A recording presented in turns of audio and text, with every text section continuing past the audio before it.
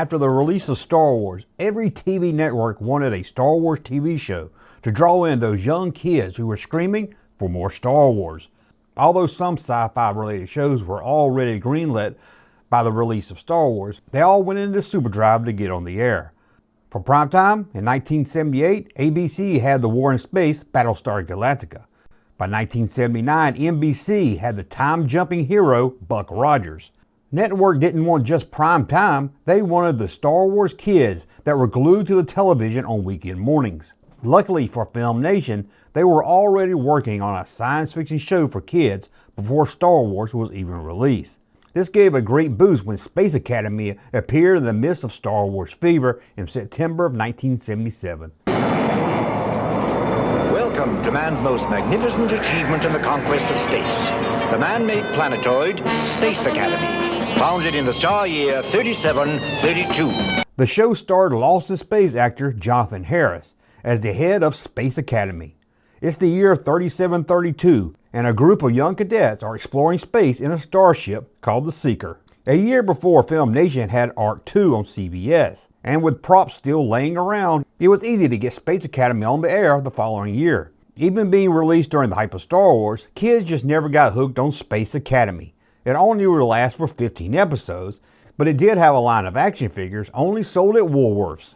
That was strike two for Film Nation to have a hit CBS science fiction morning show for kids, but they were not ready to give up. When CBS aired its block of Saturday morning cartoons called Tarzan and the Super 7, CBS wanted a live-action show to go along with the cartoon. Film Nation would create a somewhat spin-off of Space Academy with the 15-minute-long live-action show Jason of Star Command. A space-age soldier of fortune determined to stop the most sinister force in the universe, Dragos, master of the cosmos. Each episode of Season 1 would end with a cliffhanger, making the kids tune in next Saturday to find out what happened. The show was such a hit that it would be retooled for 1979. It would become its very own show and expand to 30 minutes.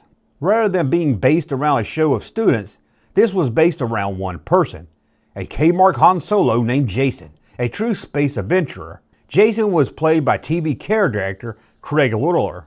Jason, with the help of his allies, must stop Dragos, who was doing his best to conquer the galaxy.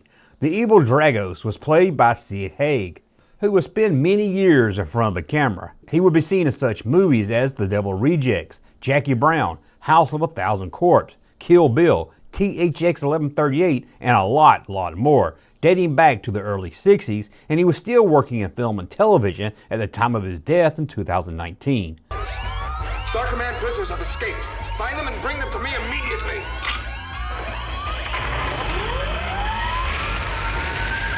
As for Jason's helpful friends, there was Nicole, a skilled and intelligent Star Command officer. Professor Pacifoot, I really hope I pronounced that right, I might not have. Anyway, he was the Star Command scientist. There was Samantha, the young cadet. Star Trek's James Doohan would play Commander Carnivan, and the head of Starfleet Command was the Commander.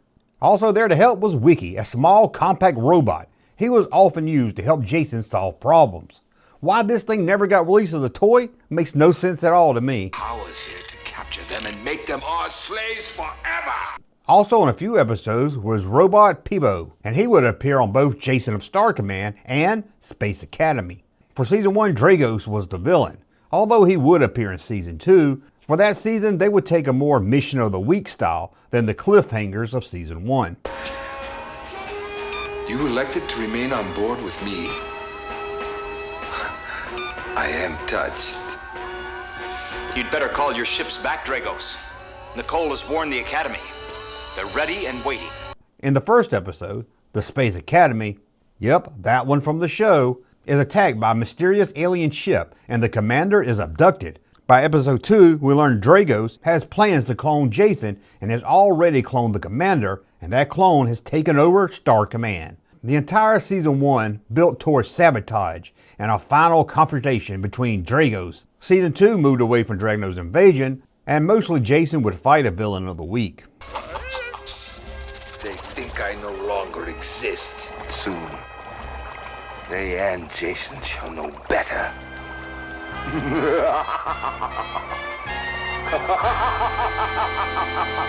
Overall, the show was about what you expected for a Saturday morning live-action kid show. The budget was cheap, and at times the aliens were so ridiculous. But as a 7-year-old kid who needed more Star Wars adventures in his life, Jason of Star Command filled that void for at least 2 years. No wonder Drago said they were in safe custody. I would wake up on Saturday mornings, starting my day with cartoons and ending it by noon with the live-action adventures of Jason and the heroes of Star Command. I can still today remember using my Kenner Star Wars Han Solo action figure as a Jason action figure, and I would have him help Luke Skywalker and Buck Rogers fight off a bionic giant. I loved the show as a kid. Does it hold up to an adult watching it almost 50 years later? Well, that's something you ought to decide for yourself. But remember, danger hides in the stars. This is the world of Jason of Star Command. A space-age soldier of fortune determined to stop the most sinister force in the universe, Dragos, master of the cosmos. Aiding Jason in his battle against evil is a talented team of experts, all working together in a secret section of Space Academy. Jason of Star Command. Hey, Junkman channel popping though. Thank you, sir, for that unsolicited testimony.